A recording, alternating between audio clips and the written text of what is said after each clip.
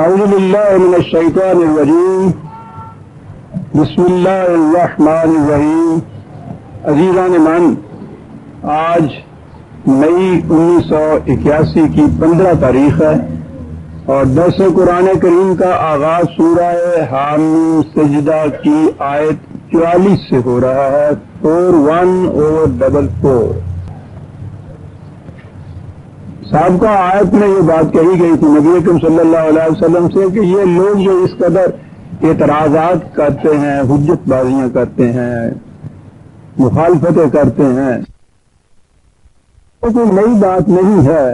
یہی باتیں یہ اس سے پہلے بھی ان انبیاء کرام سے کیا کرتے تھے جو انہیں غلط راستوں سے ہٹا کر صحیح راستے پر لانے کی تلقین کیا کرتے تھے. تو یہ ہوتا چلا آ رہا ہے. اس میں اگلی بات نے یہ بتایا کہ یہ بھی نہیں ہے کہ یہ جو کچھ تم کہتے ہو ان کی سمجھ میں نہیں آ رہا.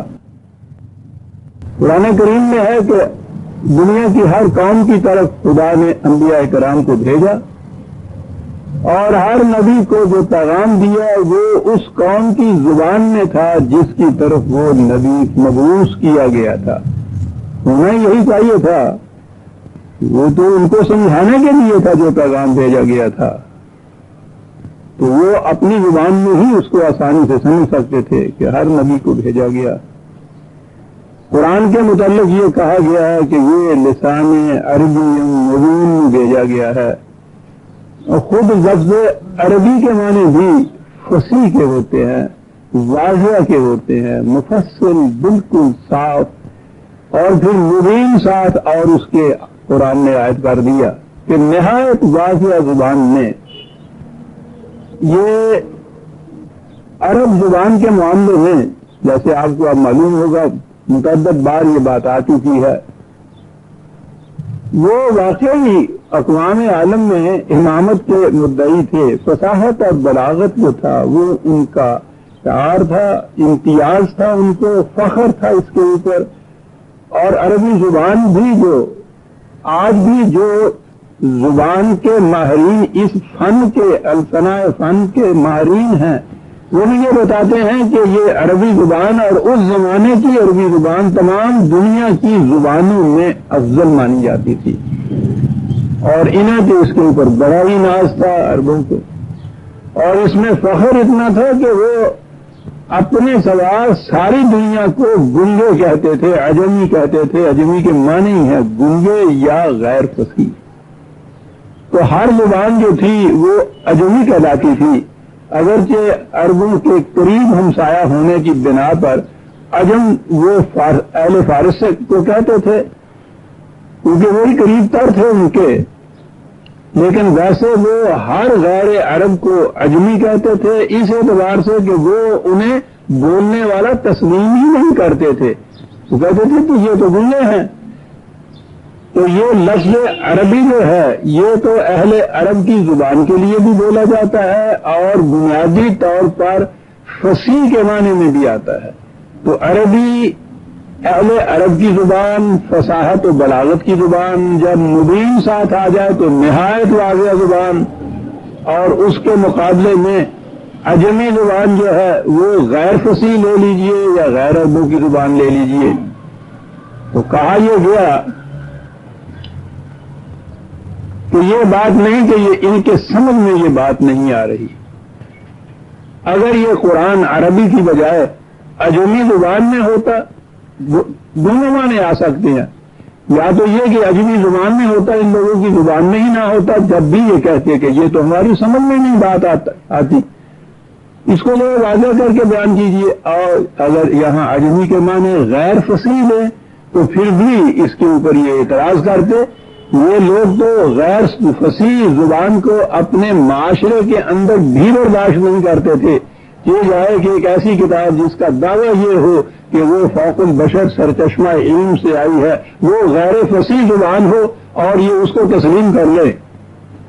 تو اسی لیے یہ کتاب نہایت عربی مبین میں ہے، فصیح ترین زبان کے اندر ہے، تاکہ یہ زبان کے اعتبار سے بھی یہ کسی قسم کا اس پہ اعتراض نہ کر سکے.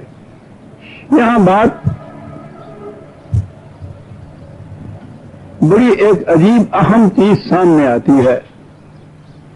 قرآن کریم زبان کے اعتبار سے تو بہرحال کسی زبان میں آنا تھا، یہ عربی زبان کے اندر آیا. وہ جو ہمارے ہاں فلاسفرز کا تو پوچھیے نہیں، وہ کہاں جاتے ہیں. فلسفہ یہ بھی آتا ہے کہ یہ وہی جسے کہا جاتا ہے وہ خیالات کا القاء ہوتا تھا خدا کی طرف سے.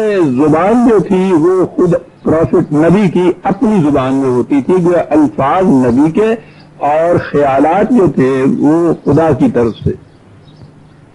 یہ بنیادی طور پر یہ چیز غلط ہے، فلسفے کے اعتبار سے بھی اور لسانیات کے اعتبار سے بھی. کوئی خیال پیدا نہیں ہو سکتا جب تک اس کے لیے الفاظ نہ اس کے پاس ہوں.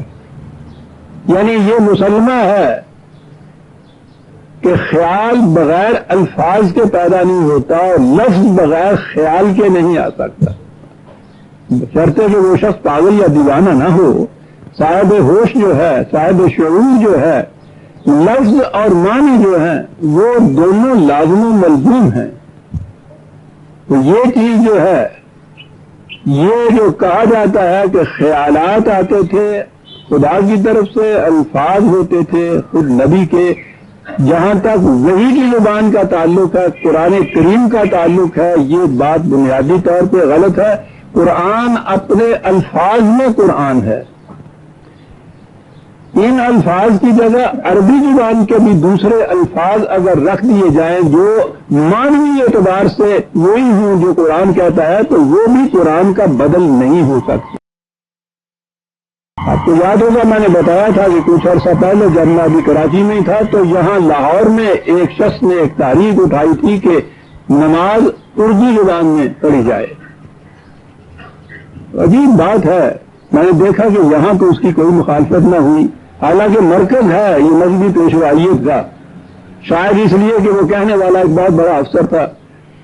بہرحال میں نے کراچی سے اس کے خلاف مخالفت میں آواز اٹھائی اور قد اعظم پوسٹر وہاں سے چھپوا کے بھیجے کہ یہ بہت بڑی سازش اور فتنہ ہے. اگر اس نے بار پا لیا تو یاد رکھیے آپ کا قرآن محفوظ نہیں رہ سکتا.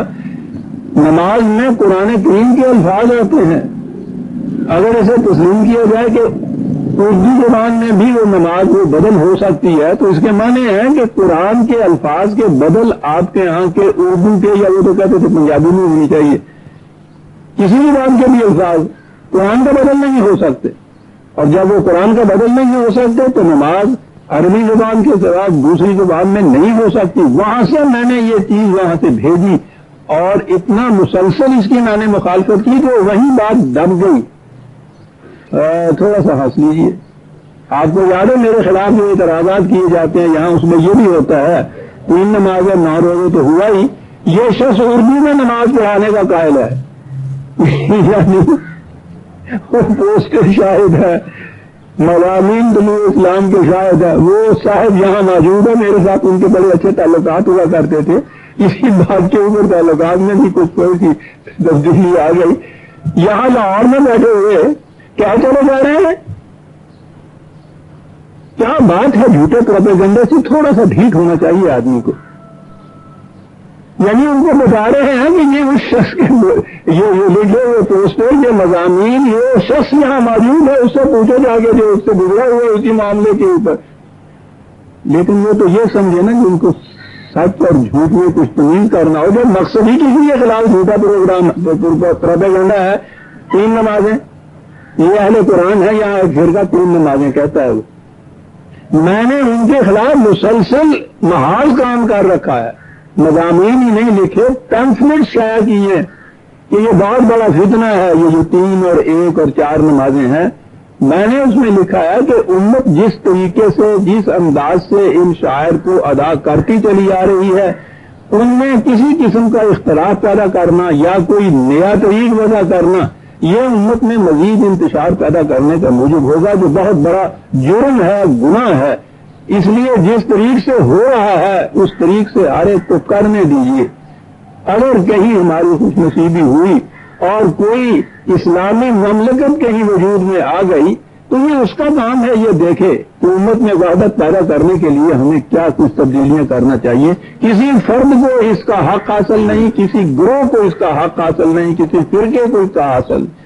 ہزاروں کی تعداد میں متعدد تقسیم ہوئے ہیں, کہتے چلے جا رہے ہیں کہ یہ سستی نمازیں کہتا ہے. تو میں یہ کہہ رہا تھا کہ عربی زبان کے جو قرآن کے الفاظ ہیں کسی اور زبان کے الفاظ کو ایک طرف ہے, خود عربی کے الفاظ بھی اگر ان کی جگہ رکھ دی جائے تو وہ قرآن نہیں ہو سکتا. اور ویسے بھی قرآن کا جو اعجاز ہے, ٹھیک ہے قرآن کہتا ہے کہ وہ تو ہدایت اور رہنمائی ہے, انسان کو صحیح راستے کی طرف لے جانے کے لیے ہم نے دیا ہے, اعجاز اس کا اس میں ہے.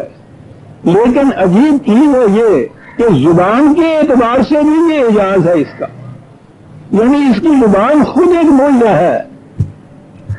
ایک تو یہی چیز میں نے عرض کیا کہ زبان کے معاملے میں عرب تو اتنے زیادہ نازک طبع واقع ہوئے تھے وہ ذرا سی زور زبر کی غلطی جو ہے برداشت نہیں کرتے تھے.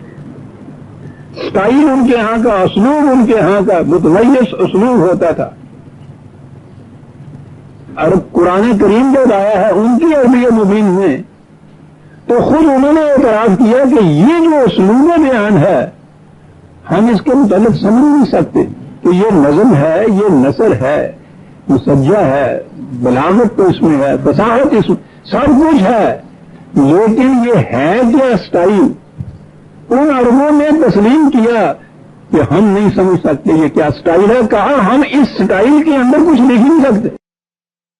یعنی اسلوب بیان بجائے خیش قرآن کا خود عربوں نے مانا کہ یہ بھی ایک اعجاز ہے, یہ اسٹائل ہی نہیں سب. اور 1300 سال میں عجیب بات ہے, عربی کے بڑے بڑے ماہر پیدا ہوئے, اس میں کوئی شبہ نہیں ہے. مسلمانوں میں نہیں, عربوں میں نہیں, غیر مسلموں میں, غیر عربوں کے اندر, خود انگلینڈ کے اندر اتنے بڑے عربی زبان کے ماہر ہیں, ان کا لغت ہمارے ہاں مستند تسلیم کیا جاتا ہے. میں نے بھی اپنے لغات مرتب کرنے کے وقت میں قریب تمام لغت دیکھے, لیکن لینز لیکسیکون جو تھا اس کا بدل نہیں. اس کے باوجود وہ سب یقین کہتے ہیں کہ الفاظ تک تو ہم بتا سکتے ہیں اس کے معنی, لیکن ان الفاظ کو جوڑنے کے بعد جو اس کا فکرہ بنتا ہے کچھ سمجھ میں نہیں آتا کہ اس کو کیا کہیں. اما تو چیزیں دی گئی, کیا بات ہے اس قرآن اس کے. یہ چیز جو ہے یاد آ گیا مجھے, نیٹشے نے اس کو اپریشیٹ کیا تھا, وہ عجیب شخص تھا. اقبال تو اس کو دیوانہ کہتا ہے نا, اس کی دیوانگی کا یہ عالم تھا, اس کے ذہن میں یہ تھا کہ آتے ہیں غیب سے یہ مضامین خیال میں. یہ میں نہیں کہہ سکتا کہ کس طرح یہ خیالات میرے آ رہے ہیں. اس نے جب آخری کتاب آپ نے لکھی ہے 10 سیت ذرا تسترا, زرتش نے یوں کہا, تو وہ اپنے آپ کو زرتش کہتا تھا. اس کتاب میں اس نے یہ لکھا ہے کہ یہ جو میں لکھ رہا ہوں وہ تو جرمن تھا, اس میں لکھی تھی کتاب. اس نے کہا کہ اہل جرمن بھی متعجب ہوں گے کہ یہ اسٹائل کیا ہے جو میں تجویز کر رہا ہوں. اس نے کہا الہامی زبان کا اسٹائل اپنا ہوتا ہے. تو یہ ایک عجیب چیز ہے دنیا کے لسانیات میں, اور اسی معیار کے اوپر وہ دنیا کی مبینہ آسمانی کتابوں کو پرکھتے بھی ہیں. جہاں تعریف ہوتی ہے وہ اسٹائل انسانی ہوتا ہے, جہاں وہ کتاب اصلی ہوتی ہے غیر محرف ہوتی ہے, خود اس کا اسٹائل ایسا ہوتا ہے کہ اس کی کاپی نہیں کی جا سکتی. تو میں عرض یہ کر رہا تھا, قرآن کہتا ہے یہ آجمی و عربی, کہتا بات یہ عربی اور عجمی کی نہیں ہے. کیا بات کہہ دی. اصل چیز کیا ہے, قل هو للذین آمنوا ھدی و شفاء. سوال یہ ہے کہ اپروچ تمہاری کس طرح کی ہے, اس کی طرف کس قسم کا دل لے کر آتے ہو, کس قسم کا فکر لے کر آتے ہو, کیا ارادے لے کر آتے ہو, منشا کیا ہوتا ہے تمہارا. اگر یہ چیز ہے کہ ہم نے تو ہر چیز کا انکار ہی کرتے چلے جانا ہے, تو وہ عربی زبان میں ہو عجمی زبان میں ہو, اس کا فرق ہی کچھ نہیں پڑنا. اگر سوال یہ ہے کہ ہم نے حقیقت کو معلوم کرنا ہے اور اگر وہ واقعی بات سچی نکلی تو ہم نے اس کو تسلیم کر لینا ہے، اس اپروچ کے ماتحت تم آؤ گے تو پھر تمہاری بات سمجھ میں آئے گی۔ اقبال نے جو کہا ہے اسی کا ترجمہ ہے، تو عرب ہو یا عجم ہو، تیرا لا الہ الا حرف غریب، غریب کے معنی ہوتا ہے نامانوس، حرف غریب جب تک تیرا دل نہ دے گواہی۔ اور یہاں جو قرآن نے کہا تھا وَلِلَّذِينَ آمَنُوا هُدًى وَشِفَاء، یہاں وہ کہتا ہے تیرا دل نہ دے گواہی۔ یہ بات بھی عزیزان من سمجھنے کی ہے اور بڑی گہری چیز۔ قرآن سے فائدہ کس طرح حاصل کیا جا سکتا ہے؟ انسان کے اندر ایک چیز تو ہے اس کی جذباتی چیز، الفاظ کے اعتبار سے کہا جاتا ہے براہ راست قلب کے اوپر دل کے اوپر اثر ہو جانا۔ یہ قلب اور دل الفاظ ہیں، اس کے معنی جذبات ہوتے ہیں، جس میں دماغ کا یعنی ریزن کا، فکر کا، شعور کا، تدبر کا تعلق نہ ہو، جذباتی چیز کا براہ راست ہو۔ براہ راست جذبات سے جو چیز متاثر جذبات کو کرتی ہو، ایک تو وہ چیز ہوتی ہے۔ یہ وہ چیز ہے جیسے فائن آرٹس جس کو آپ کہتے ہیں، ایک اعلیٰ درجے کی کسی بلند ترین مصور پینٹر کے شاہکار دیکھنے کے بعد جو اثر آپ کے دل پہ ہوتا ہے، اگر نگاہ ہے آپ کی، حصے لطیف ہے آپ کو بخشی ہوئی فطرت میں، تو وہ جو اثر ہوتا ہے براہ راست اسے آپ ایکسپلین نہیں کر سکتے۔ وہ تو بڑی چیز ہے، آپ جاتے ہوئے راستے میں جو پھول دیکھتے ہیں بشرطے کہ وہ گائے اور بھینس والی آنکھیں نہ ہوں، انسانیت کی آنکھ ہو، تو اس پھول کے اندر جو کچھ نظر آتا ہے اسے نہ آپ الفاظ میں ایکسپلین کر سکتے ہیں، نہ بتا سکتے ہیں کہ آپ کیوں متاثر ہوئے ہیں اس سے۔ جن حضرات کو موسیقی سے کچھ درک ہے وہ جانتے ہیں، ایک سچا سر جسے کہتے ہیں، موسیقی کا سچا سر لگا ہوا براہ راست دل کے اوپر جا کے بجلی کی طرح وہ اثر کرتا ہے۔ کسی زبان میں آپ ایکسپلین نہیں کر سکتے کہ یہ کیا اثر ہے جو اس نے کیا ہے، ریزن نہیں دے سکتے کہ آپ اس قدر معزوز کیوں ہوئے ہیں، ریشنلی آپ ایکسپلین نہیں کر سکتے اس کو۔ یعنی جس چیز کا تعلق براہ راست جذبات سے ہوتا ہے، انٹلیکٹ یا فکر انسان کی جو ہے وہ اس میں نہیں آتی۔ ایک تو یہ طریق ہوتا ہے، یہ طریق مذہب کی دنیا کے اندر وہ ہے جو تصوف والے جس کا دعویٰ کرتے ہیں کہ مانگے پورا منظر برداشت اس دفعہ پیشے سزا اندازتے ہیں۔ قرآن کے الفاظ یہ سارا کچھ جو ہے معاذ اللہ معاذ اللہ، یہ تو چھچوڑی ہوئی ہڈیاں ہیں، ہم نے سے اس میں سے مغز نکال لیا ہے، یہ ہڈیاں ان لوگوں کے سامنے پھینک دی ہیں جو قرآن کے الفاظ کو لیے پھرتے ہیں۔ تصوف جو ہے وہ خالص جذباتی چیز ہے، وہ کیوں کا جواب نہیں دے سکتے۔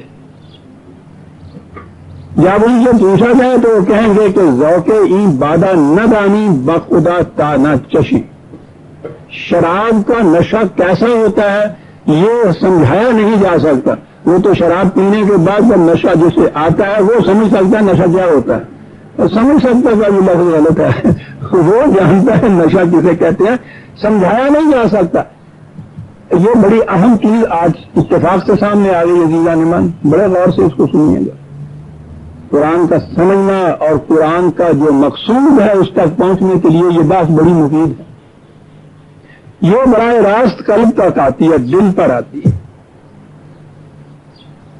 اس کا تعلق انٹلیکٹ یا شعور سے نہیں ہوتا، وائی سے نہیں ہوتا، کیوں سے نہیں ہوتا، دل پر براہ راست آتی ہے جذبات پر، اور جذبات سے ہی ختم ہو جاتی ہے، بات ختم ہو۔ دوسرا طریقہ فلاسفر ہوتا ہے، وہ ہر چیز کو انٹلیکچولی سمجھتے، فکر سے، غور سے، تدبر سے، ذہن سے جسے آپ کہتے ہیں انٹلیکچولی۔ بڑے بڑے فلاسفر آپ دیکھیں گے جب فلسفے پہ ان کی کتاب آپ پڑھیں گے تو نظر آتا ہے کہ شاید آسمان سے بول رہے ہیں۔ ان کی جب آپ زندگی اور سیرت دیکھیں گے تو بڑی جناب نظر آئے گی. ایسے ایسے بھی تھے کہ جن سے کہا گیا کان جیسے دنیا میں مشاہیر میں فلاسفہ میں بھی استعمال ہوتے ہیں. وہ کہا گیا کہ یہ میٹھی چیزیں نہ کھو, شوگر کے مریضوں مر جائے جی میں چھوڑ ہی نہیں سکتا. یعنی سمجھنے کے اعتبار سے اس کی صورت کے وہ ہر چیز جانتا ہے, پر طبیعت ادھر نہیں آتی. جانتا ہوں سے وابطہ تو یہ ہے وہ چیز جو غلط کر کے جانتا ہوں. تو پہلی چیز تو یہ ہے کہ اثر ہو جانا انسان کے جذبات پہ بغیر جانے ہوئے, اور دوسری چیز یہ ہے کہ جانتا ہوں لیکن دل کے متاثر نہ ہونا اس سے. طبیعت ادھر نہیں آتی کہ معنی یہی ہے نا, دماغی طور پر اس کو دیکھا جائے. اور دوسری چیز آئی ہمارے سامنے پھر قرآن کی یہ کہ ذہنی طور پر اس کو سمجھا جائے, دماغی طور پر اس کو سمجھا, فکری طور پر سمجھا جائے, فلسفیانہ انداز سے سمجھا جائے. ٹھیک ہے, یہ بھی انداز ہے, سمجھتے چاہیے. بڑے بڑے فلاسفر گزرے وہ جسے اقبال ہر دفعہ کہتا ہے نا کہ وہ راضی کی فکر نہیں مجھے متاثر کر سکی, وہ سمبل ہے فلسفے کا کہ فلسفے کی روح سے یہ اس کا جو مقصد ہے, یہ بات نہیں کہ سمجھ میں نہیں آتا, میں نے لفظ یہ غلط بولا ہے, یہ اس کا جو مقصود ہے, اس کا مقصد جو ہے وہ حاصل نہیں ہو سکتا اگر صرف فلسفے کی روح سے انٹلیکچولی ذہنی طور پہ اس کو سمجھا جائے. تو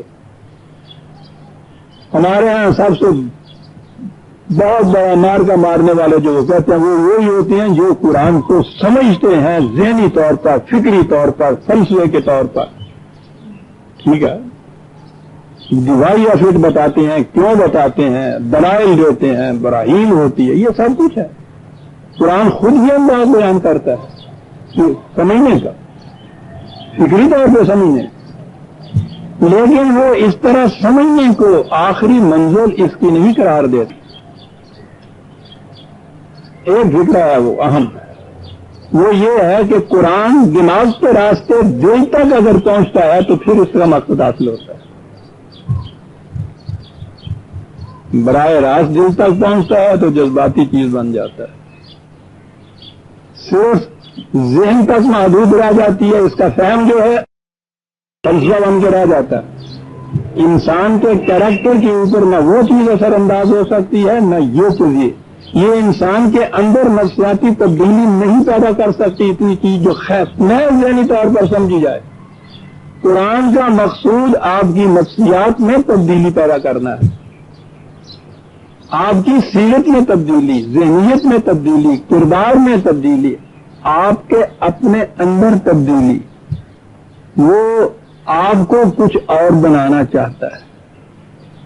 وہی دوسرا آنچ حق می خواہد آ ساگت ترا, جو خدا چاہتا ہے کہ تم کس طرح کا بن جائے, قرآن تجھے اس طرح کا بنا دیتا ہے. قرآن بنا دیتا ہے کچھ,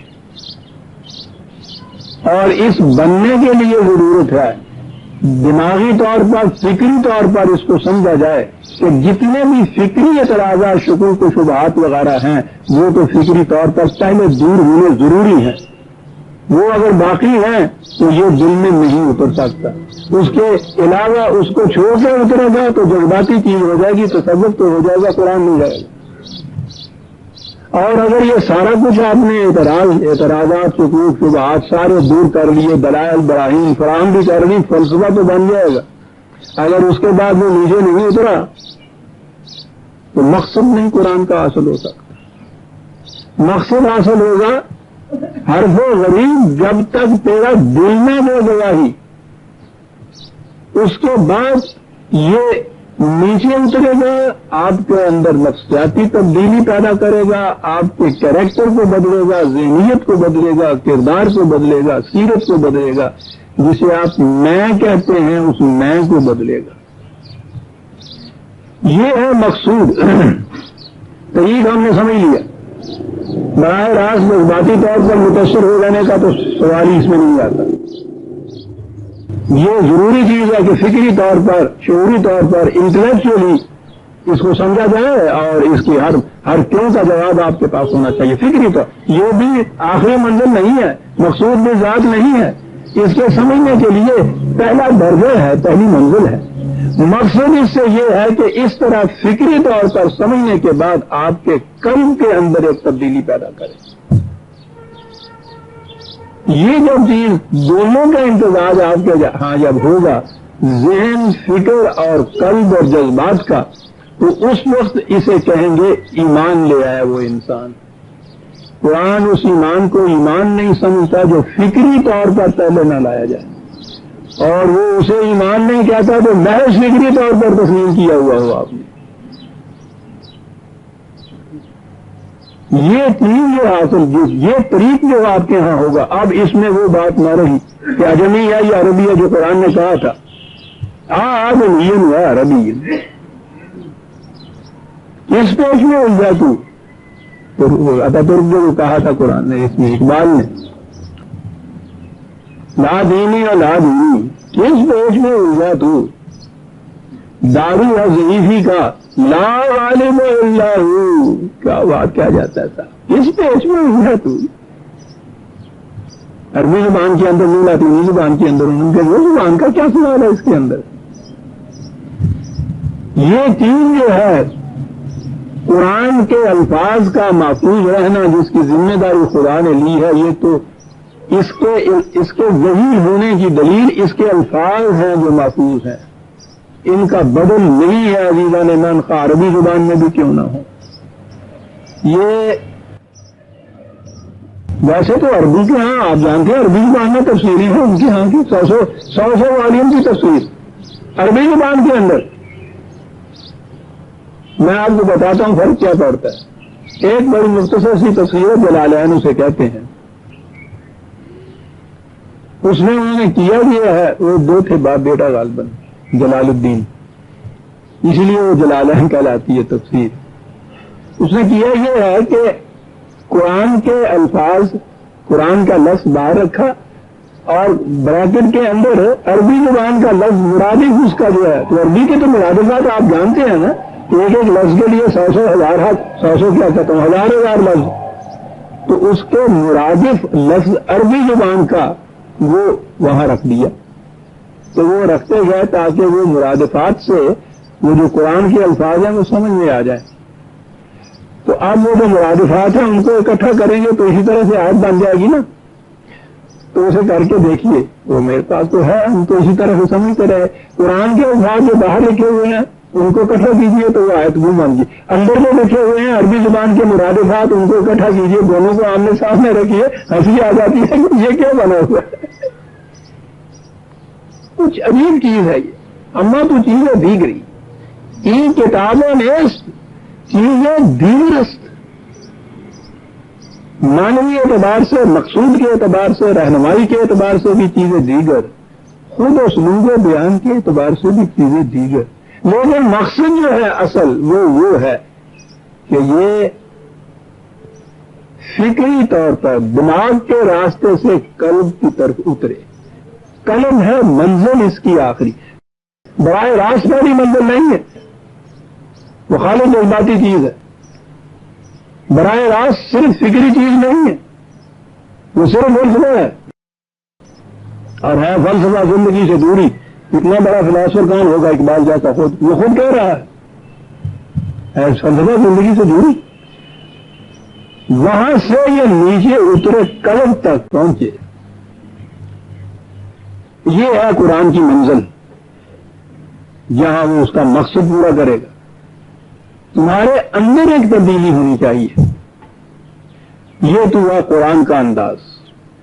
میں یہ اس لیے وعد کر رہا ہوں کہ ہمارے ہاں ہو سکتا ہے کہ بہرحال میرے درس میں بھی میرا جو حلقہ ہے فکر سے متاثر ہونے کا والوں کا, ان میں یہ چیز خود غرضی ہو کہ اگر انہوں نے ذہنی طور پہ سمجھ لیا ہے قرآن کو تو وہ کہیں کہ ہاں صاحب بس ٹھیک ہے جی, ہم نے قرآن کو سمجھا. وہ کیا بات ہے جی, ان کے درس کی اس طرح سے سمجھا دیتے ہیں, دلائل براہین, یہ ٹھیک ہے, سمجھایا تو قرآن اسی طرح سے جائے گا, سمجھا بھی قرآن اسی طرح سے جائے گا, لیکن سمجھنا تو اس کا منزل آخر نہیں ہے. سمجھنے کے بعد وہ جو کہتا ہے پر طبیعت ادھر نہیں آتی. اگر وہی بات ہے سمجھ لیا ہوا طبیعت ادھر نہیں آتی, کچھ مقصد پورا نہیں ہوا قرآن کا. میں نے عرض کیا کہ ایک تو عربوں کے یہاں انہوں نے الفاظ کے سبسٹیٹیوٹ کر کے بھی دیکھ لیا, وہ قرآن ہی نہیں بن سکتا, سوال ہی نہیں, الفاظ کا سوال نہیں. سمجھنے والوں نے فکری طور پہ پوچھو نہیں, آسمان پر جاتا ہوں, قرآن کا مقصد پھر بھی حاصل نہ ہوگا. ہمارے ہاں والوں نے یہ کہا کہ صاحب یہ ٹنٹا ہی ختم کرو, نہ رہے بانس نہ بڑے بانسری, نہ اس کا تعلق دماغ سے نہ اس کا تعلق دل سے, اس کے الفاظ پر آگے چلے گا. منتہا قرآن حفظ کرتے چلے گا, الفاظ پر آتے چلے گا. سیادہ میں کیوں دماغ سے نہیں سمجھا, دل میں اترا, دل میں نہیں اترا, دماغ کے اندر آیا کیا لگے یہ خام خواہ کے لیے جھنگڑ کہا کے لیے, نہ رہے بانس نہ بڑے بانس رہی, الفاظ پر آتے جاؤ. عرب بھی الفاظ دہراتے ہیں, اجمی بھی الفاظ دہراتے ہیں. وہ دیکھنا ہو نا کہ یہ فکری چیز تو درمیان میں آتی نہیں. یہ جو قاری آتے ہیں نا ہمارے ہاں, حجاز سے بھی آتے ہیں, یعنی عرب سے, مصر سے بھی آتے ہیں. ایک تو ان کی آواز, جتنے یہ خشک علاقے ہوتے ہیں وہاں والوں کی آواز جو ہوتی ہے وہ بڑی صاف نکلتی ہے. یہ چیز آواز ان کی بہت اچھی ہوتی ہے. پھر وہ جس راگ میں قرآن کو گاتے ہیں, عجیب بات ہے, ان دونوں ملکوں کے اندر ایک ہی راگ ہے. ان کی موسیقی ہوئی, حجاز والے عرب جو ہیں وہاں ایک راگ ہوتا ہے بھیرو. آخری رات میں وہ جو اللہ صبح نور کے تڑکے اذان دی جاتی ہے, آپ دیکھتے ہیں, آپ کہتے ہیں کہ صاحب وہ اذان دینے والا کیا بات ہے, اس کی جادو کر جاتا ہے صاحب. وہ صبح 4 بجے وہ ہوتی ہے حجازی لے بھیرو میں, 4 بجے بھیرو راگ کا وقت ہوتا ہے. وہ ہندو اپنے دیوتاؤں کو جگاتے تھے اس راگ سے. بڑا ہی پرکشش ہوتا ہے. یہ جو آپ کے یہاں حجاز سے آتے ہیں قاری, وہ قرآن کو بھیروں کے اندر میں کہوں لگاتے ہیں تو پھر میرے خلاف ہو گئی تھی رات نہیں, قرات کرتے ہیں اس سے. اور جو مصر والے آتے ہیں ایک اور راگ ہوتا ہے جو 10 بجے صبح گایا جاتا ہے, وہ بھیروی ہوتی ہے. اس میں خالص جذباتی چیز نہیں ہوتی, کچھ تھوڑی سی اس کے اندر بیجت یا مسرت کا پہلو بھی ہوتا ہے. یہ اس بھیروی میں اگاتے ہیں, اس میں انہوں نے مشق کی ہوئی ہوتی ہے. یہ جو آپ دیکھتے ہیں نا کہ یہ وہ قاری قرت کر رہا ہے, وہاں کا آیا ہوا سامعین بیٹھے ہوئے ہیں اور کسی ایک مقام پہ بے ساختہ سبحان اللہ کہہ دیتے ہیں. یہ کیا ہوتا ہے؟ راگ میں ایک مقام آتا ہے, مرکی اس کو کہتے ہیں, کنسنٹریٹڈ ہوتا ہے, وہ اقتناز ہوتا ہے اس پوری خوبی کا جو اس راگ میں ہوتی ہے اس مقام کے اوپر. وہ اس مقام کے اوپر جب وہ آتے ہیں تو بے ساختہ ان کی زبان سے سبحان اللہ نکلتا ہے. نہ اس پڑھنے والے کو پتا ہوتا ہے میں کیا پڑھ رہا ہوں, نہ سننے والے کو پتا ہوتا ہے کیا سن رہا ہوں. میں نے کہا نا کہ بھائی بلایا, بڑے بڑے وہاں مکتب کھلے ہوئے ہیں کرتوں کے, اس کو پھر تجوید ایک تو حفظ ہوتا ہے. یہاں جو آپ یہاں دیکھتے ہیں اتنے زیادہ مکتب جو ہے حفظ کرنے والے دارالعلوم ویسے ان کو تو کہا جاتا ہے, جس میں علم ہوتا ہی نہیں, صرف لفظ یاد کیے جاتے ہیں, نام ہوتا ہے دارالعلوم, نہیں علم تو ان کے یہاں ہوتا ہی نہیں ویسے. تو وہ حفظ یاد کرنے والے جو ہیں وہ تو الگ رہے. یہ جو قرت کا فن ہے نا تجوید جس کو کہتے ہیں, وہ فن ہی انہوں نے الگ بنا لیا. یعنی اتنے جب حافظ ہو گئے تو پھر انہوں نے کہا باقیوں کے لیے تو گزارے کی شکل نہیں, ایک اور فن نکالا تجوید کا. عین یہاں سے نکلے گی, قاف یہاں سے نکلے گا, تو جو ہے زبان کو دانت کے اوپر کے دانتوں کے ساتھ ملایا جائے گا. یہ جو ہے نا کہ یہ حروف جو ہیں یہ کس طرح سے صحیح طور پہ نکلتے ہیں, یہ ایک فن الگ ہے تجوید جسے کہتے ہیں. بڑے اسکول اس کے مکتب ان کے یہاں کھلے ہوئے ہیں, تجوید ہی سکھاتے ہیں وہ.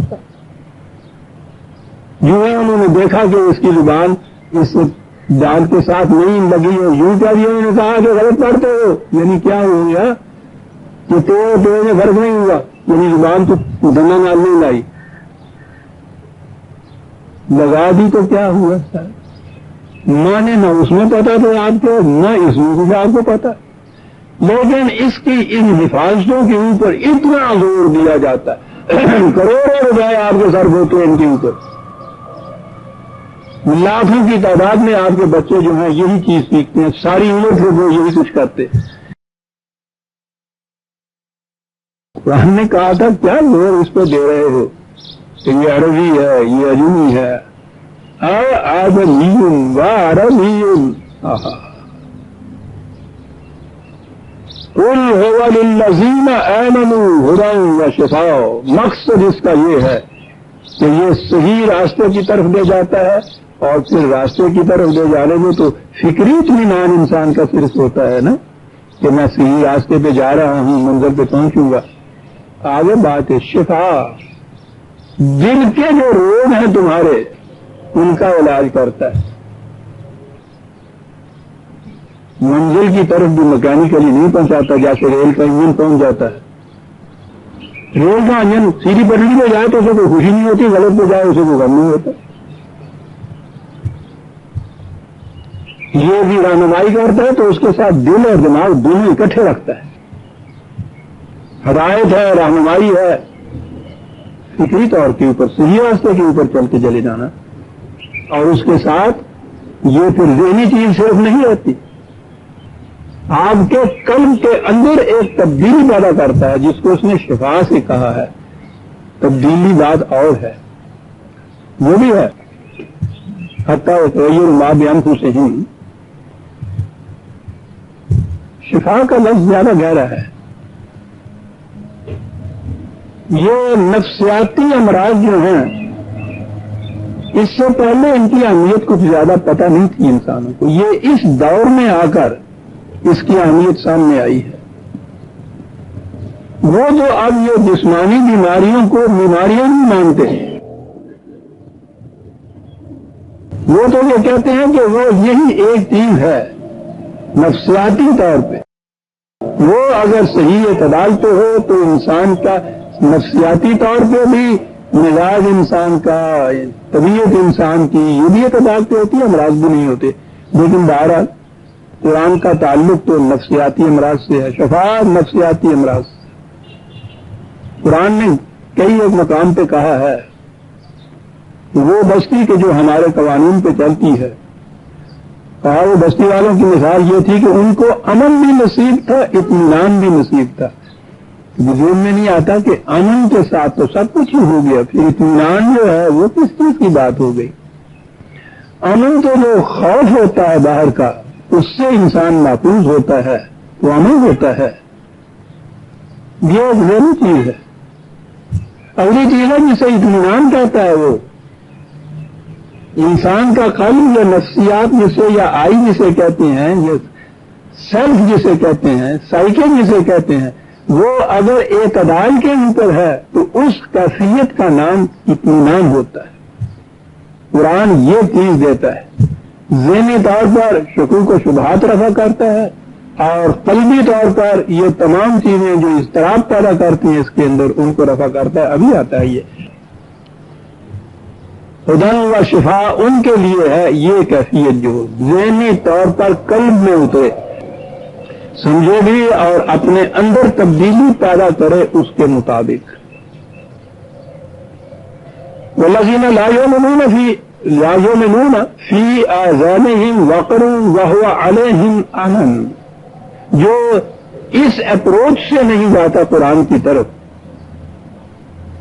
ریسپٹیوٹی جسے کہتے ہیں آپ مائنڈ کے اندر، اس مقصد کے لیے نہیں جاتا کہ میں دیکھوں اس کے اندر ہدایت کی کون سی چیز ہے، صداقت کی کون سی چیز ہے، کیا پیغام دیتا ہے، اپنے دل کے اندر جو خیالات ہیں ان کو الگ رکھے پہلے، پھر وہاں جائے اور دیکھے کہ واقعی اگر وہ صداقت ہے جو مجھے اپیل کرتی ہے تو اس کو ایکسپٹ کر لے، پھر ضد میں نہ آئے، کٹ وجٹیاں نہ اس کے بعد کرے، اس کی انا درمیان میں، ایگو نہ درمیان میں آ جائے۔ قرآن نے کہا ہے فرعون کی قوم کے متعلق کہ حضرت موسیٰ علیہ السلام نے جو کچھ ان سے کہا ان کا دل تو مانتا تھا، لیکن یہ جو ان کے ہاں کی میں تھی نا کہ ہم بڑے لوگ ہیں، یہ بات ان کو اس پر آنے نہیں دیتی تھی کہ اعتراف کریں. اور واقعی آپ دیکھیں گے بہت سے لوگ ایسے ملیں گے کہ دل سے تو وہ قائل ہوتے ہیں، لیکن تھوڑا جو ہینا ہونا پڑتا کسی کے لیے نا، جھکنا پڑتا ہے کچھ. میں جو سامنے آ جاتی ہے وہ راستے میں رکاوٹ بن جاتی ہے.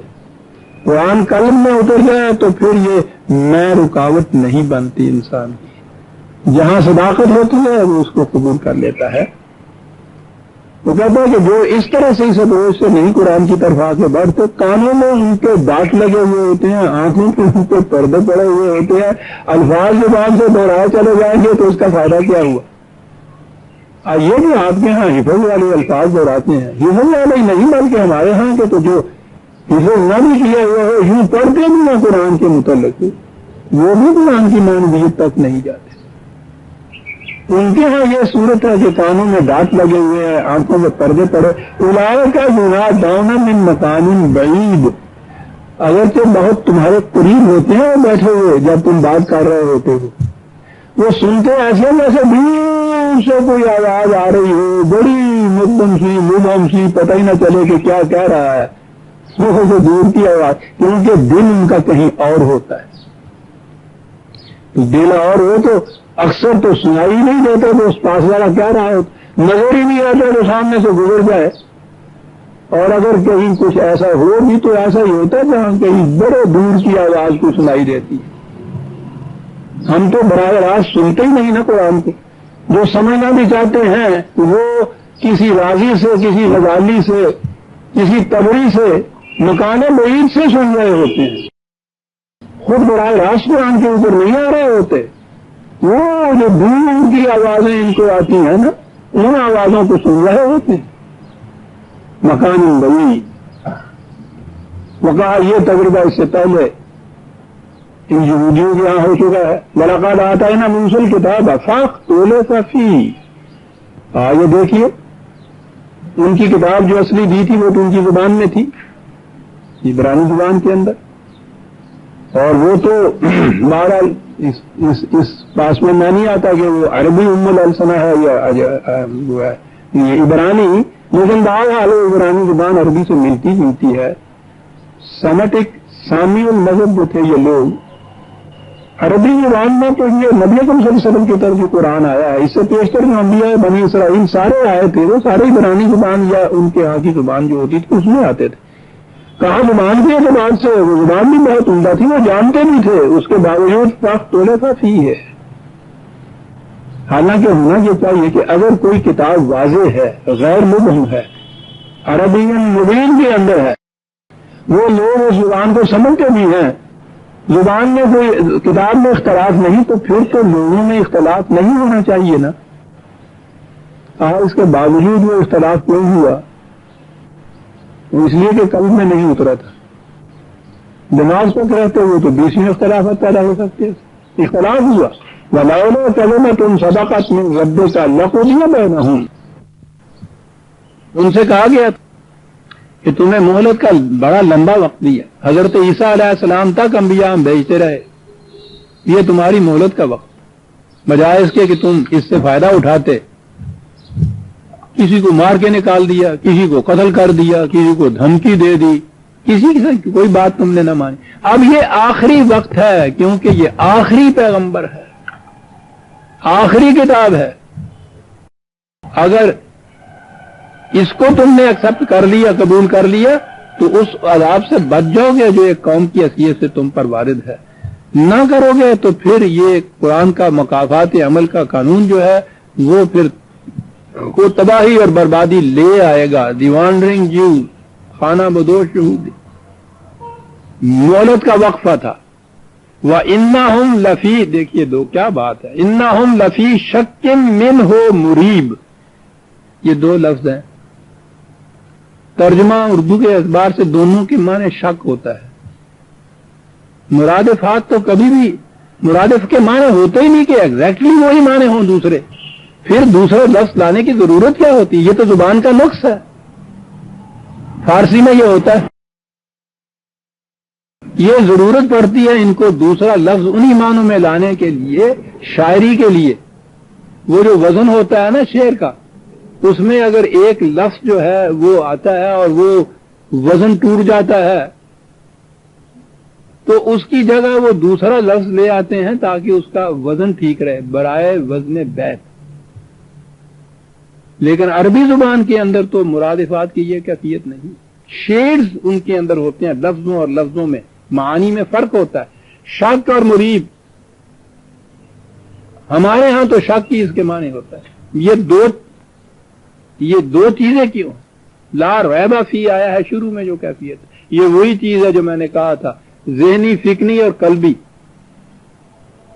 ایک چیز ہے یہاں بیٹھے ہوئے آواز آتی ہے گولی چلنے کی، آپ ذہنی طور پہ آپ دیکھتے ہیں کہ گولی چلی ہے، پتہ نہیں پولیس والوں نے خود چلائی ہے، کوئی آیا ہوگا اس نے چلائی ہوگی، اس سے آپ کو کوئی قلبی اضطراب نہیں ہوتا اس شخص سے۔ گولی چلنے کے بعد ایک چیخ کی آواز آتی ہے جو آپ کے کسی دوست یا عزیز سے ملتی جلتی ہے، اس میں بھی ایک شک پیدا ہوتا ہے کہ کہیں وہی نہ ہو۔ آپ نے دیکھا یہ دو قسم کے جو شکوک ہیں ان میں فرق کتنا ہے۔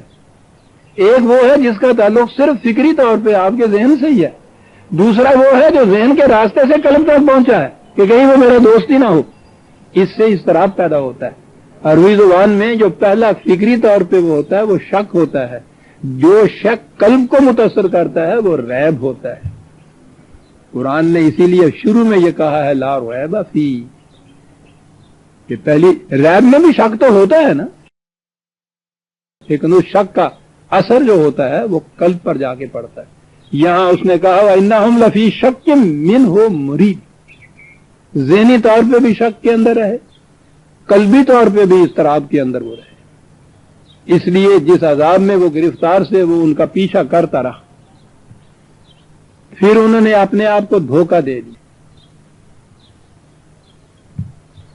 کہ کوئی بات نہیں، یہاں تو ہمارے ساتھ یہ ہو رہا ہے، قیامت میں لن يدخل الجنت الا من كان هودا او نصارا، وہ جنت جو ہے وہ تو ہمارے لیے بنی ہوئی ہے، وہاں تو یہ صورت ہوگی نا۔ ان کے ہاں یہ ہے کہ وہ چند دنوں کے لیے وہ بنی اسرائیل جو ہیں، یہ یہودی جو ہیں، ان کو جہنم میں بھیج دیا جائے گا، کیونکہ ان کے جو بڑے چڑا کر لانے والے ہیں نا ضمانتی، وہ کہیں پیچھے آ رہے ہیں، اور مجرموں کو پکڑ کے سپاہی پہلے لے آئے ہیں، انہوں نے حوالات میں بند تو کر دیا ہے، تو اس میں یہ ہے الا ایام معدودات، یہ صرف چند دن تک وہاں رہیں گے جب تک وہ پیچھے سے نہیں آ جاتے، وہ جب آئیں گے تو وہ ان کو چھڑا لیں گے اور یہ جنت میں بھیج دیں گے۔ سب عیسائی ان سے بھی آگے بڑھے، انہوں نے کہا سوال نہیں ہے چند دنوں کا بھی، حضرت مسیح علیہ السلام کے کفارہ کے اوپر جو یہاں ایمان لے آئے گا وہ یہیں سے سیدھا جنت میں بھیج دیا جائے گا۔ اسی لیے یہ عیسائی مرنے سے پہلے ان کے پاس وہ پادری آتا ہے اور وہ آ کر حضرت مسیح علیہ السلام کے کفارے پر ایمان کا اقرار لیتا ہے۔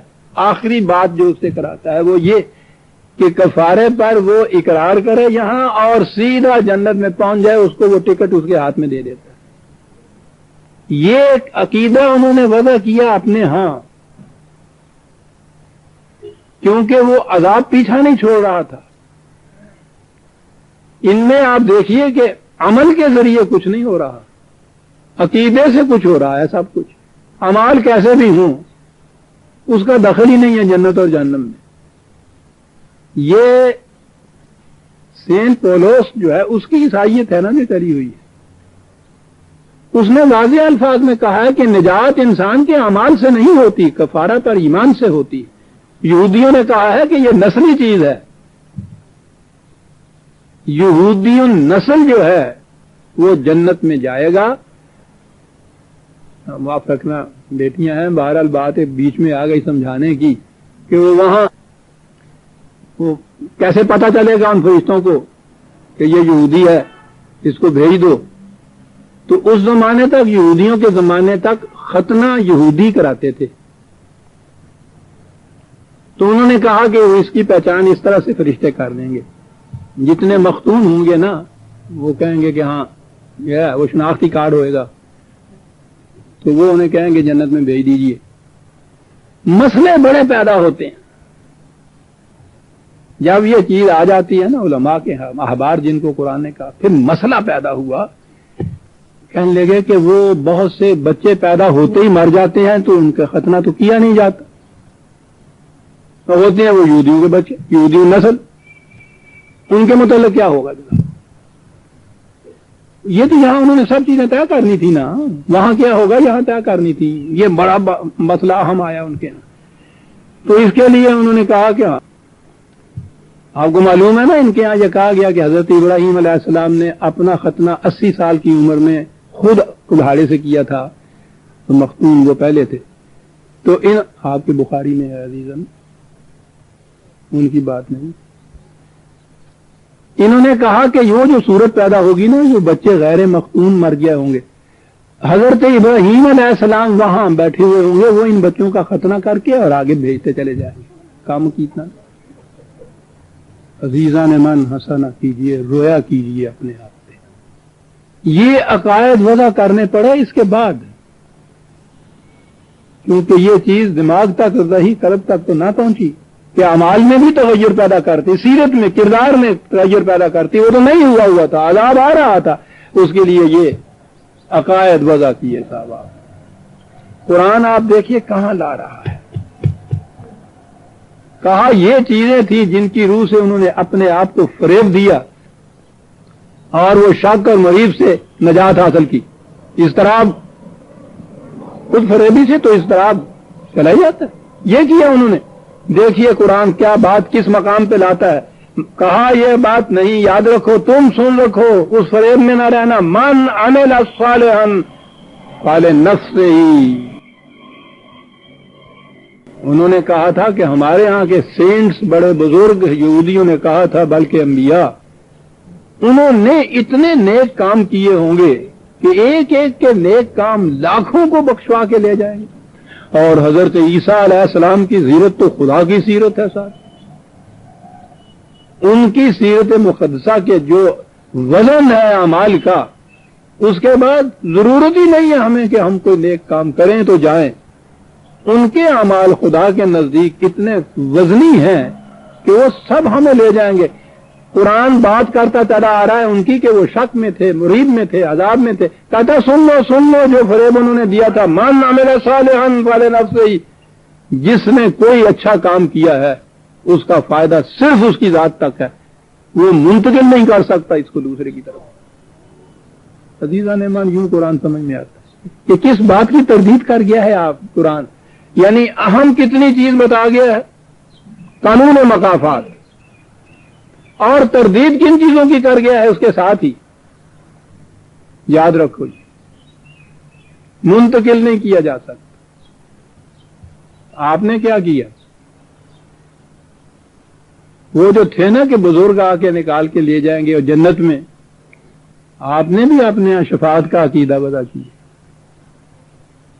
حدیثیں ہیں آپ کے یہاں، بخاری کی حدیثیں کہ عدالت ختم ہو جائے گی، معاملات جو تھے گناہ اور ثواب کے بارے میں اعمال نامے کی روح سے جنت والے جنت میں بھیج دیے جائیں گے، جہنم والے جہنم میں بھیج دیے جائیں گے، عدالت کا وقت بھی ختم ہو جائے گا، 12 رجسٹر بھی ٹھپ دیے جائیں گے، اللہ میاں جانے بھی لگیں گے، یعنی گھر آفٹر کورٹ آورس، عدالت کچہری کے اوقات کے بعد پھر کہاں جائیں گے؟ تو وہ دیکھیں گے جاتے جاتے میدان قیامت کے اندر ایک شخص سجدے میں پڑا ہوا، وہ کہیں گے کہ بابا ہم نے تو فیصلے کیے، جنت والے جنت میں چلے گئے، جہنم والے جہنم میں چلے گئے، یہ یہاں کون ہے؟ رشتے پتہ لیں گے تو عرض کریں گے یہ تو محمد رسول اللہ صلی اللہ علیہ وسلم ہے، اور کیا بات ہے آپ کیسے؟ آپ کہیں گے کہ کیا کہہ رہے ہیں آپ، ٹھیک ہے آپ خدا ہیں، جائیے، میری امت جہنم میں ہو میں جنت میں چلا جاؤں، کیا کہا آپ نے؟ میں تو نہیں جاؤں۔ تو اللہ تعالیٰ نے کہا کہ ہمارا محبوب جو ہے وہ باہر رہے اور ہم چلے جائیں یہاں سے، ہم یہ نہیں کریں۔ کہا کہ بہت اچھا، نکالیے ان کو، فرشتوں سے کہا گیا نکالیے، جناب نکال دیا صاحب، ان کے بعد پھر کہا نہیں ابھی باقی، کہا صاحب ان کے جرم تو بہت ہی زیادہ سخت ہے، فرمایا میری شفاعت کے مقابلے میں نہیں چاہا بدلی نہیں اور نکالے بہرحال آخری چیز ہے جہنم. یوں جہنم خالی آپ کے ہاں بھی کرا لیا جائے گا اور جنت میں بھیج دیا جائے گا. تو کس چیز کی تردید کر رہا تھا قرآن؟ پہلی چیز تو من عمل صالحا فلنفسہ، کسی کا استثناء اس میں نہیں ہے. وہاں تو ایک طرف رہا آپ کے یہاں ایصال ثواب جو یہاں ہوتا ہے وہ چلا گیا، وہ مردہ آپ کے ہاں اپنے اعمال کے ساتھ آپ یہاں اس کے پیچھے پارسل کر کر کے بھیج رہے ہیں. مولوی صاحب ہاں وہ پوسٹیج جو ہوتا ہے نا ڈاکنے والا لیتا ہے وہ بیچ میں لیتے ہیں نا. یہ یعنی آپ سوچئے یہ کل یہ جمعراتیں یہ چیلم پھر اس کے بعد اس کے نام کی قربانی اس کے نام کی دیغیں اور یہ عرف اور یہ سارے ایصال ثواب، یعنی اپنا ثواب جو ہے آپ کا اسے آپ منتقل کر رہے ہیں. وہ کہتے ہیں من عمل صالحا فلنفسہ. عزیزان مان کتنی عملی تردید ہم اس قرآن کی کرتے ہیں، کتنی تکذیب کرتے ہیں ہم شفاعت کے ہاتھوں میں. یہ تو ہے جس نے کوئی کام اچھا کیا ہے اس کی ذات تک. میں مثال دیا کرتا ہوں نا، جو شخص بھی صبح کو سیر کرتا ہے بڑا پرہیز کرتا ہے اس کی صحت اچھی ہوتی ہے.